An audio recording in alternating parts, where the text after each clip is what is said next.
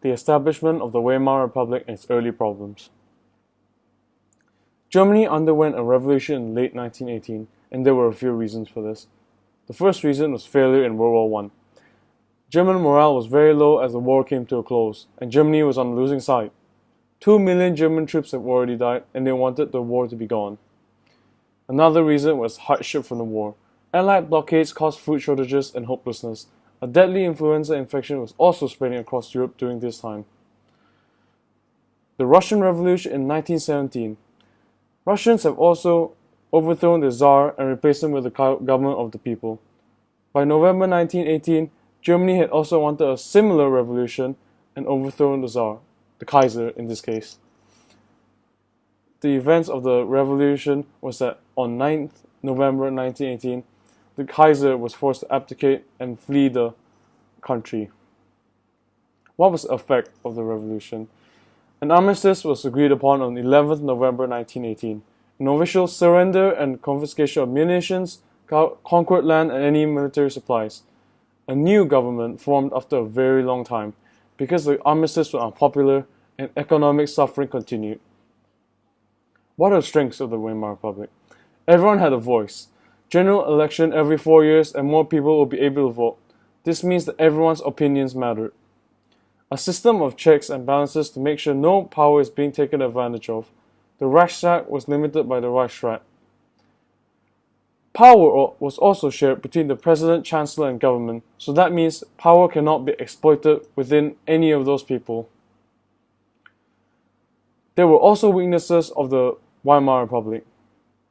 Proportional representation meant that many parties were present in the Reichstag, and support was gained through coalitions of numerous parties.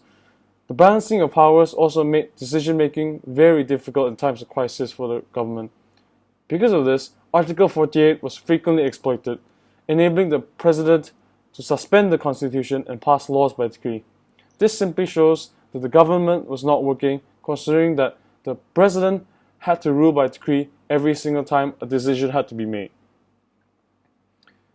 Because of this, the Treaty of Versailles was created after the armistice. There were 4 terms to the Treaty of Versailles.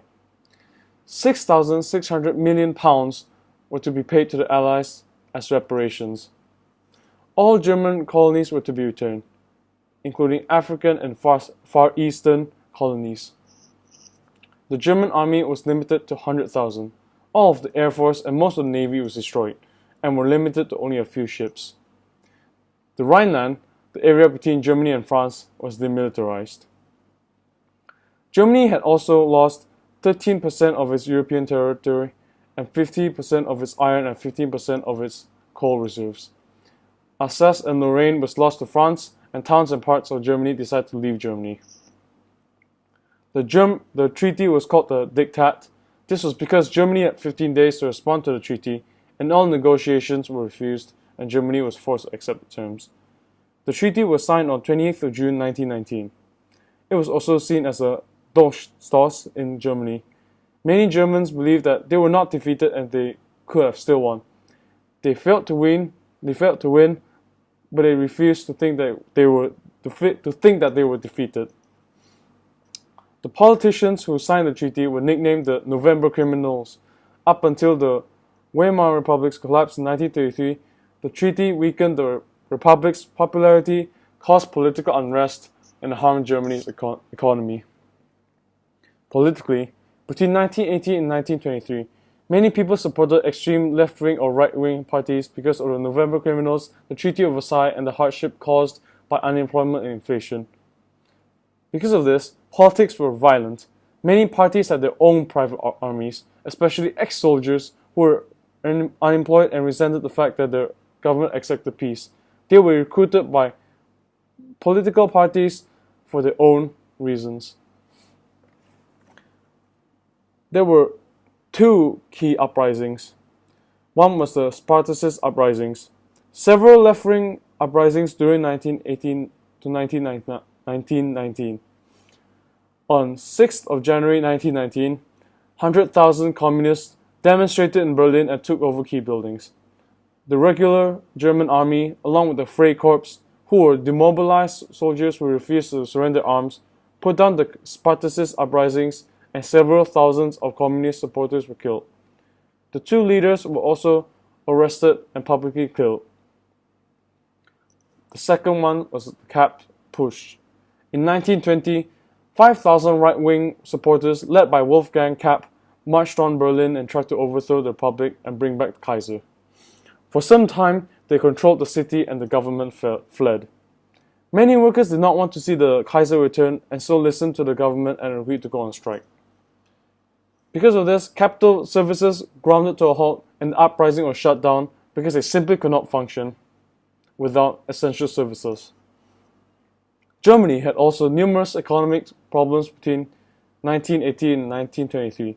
The war effort depleted all the money reserves in Germany, which was further amplified by the reparations that Germany had to pay and the seized coal and iron reserves. Germany could not pay for the reparations, and as such, the occupation of the Ruhr by the French occurred in January 1923. The French sent troops to the German industrial area of the Ruhr, confiscating raw materials, manufactured goods, and industrial machinery. Germany tried to respond with passive resistance, such as encouraging workers to go on strikes and sabotage the machinery. Many German workers were arrested, and French workers were brought in to replace them and work in the Ruhr.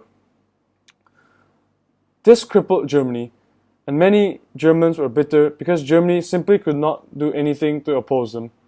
100,000 German troops would be no match against 750,000 French men. Many factories and 80% of German coal and iron was based in Ruhr, so Germany's debts were deepened and unemployment and shortage of goods was on the rise. These shortages of goods created inflation.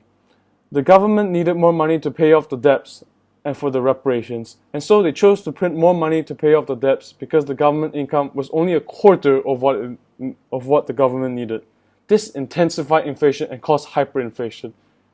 Hyperinflation is like a intensified version of inflation where it's just impossible for the people to pay it back. It was a cycle.